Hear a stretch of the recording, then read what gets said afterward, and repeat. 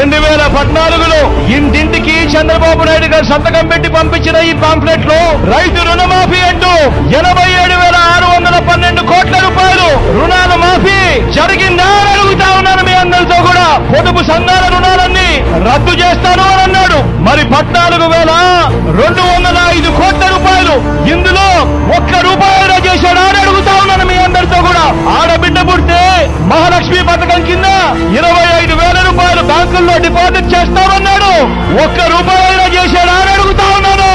ఇంటింటికి ఉద్యోగం ఇవ్వలేకపోతే నెల 2,000 రూపాయలు నిరుద్యోగ వృత్తి 5 సంవత్సరాలు అంటే 60 నెలలు ఇంటూ నెలకు 2,000 రూపాయలు అంటే ప్రతి ఇంటికి 1,20,000 రూపాయలు ఇచ్చాడా అని అడుగుతా ఉన్నాను మీ అందరితో కూడా.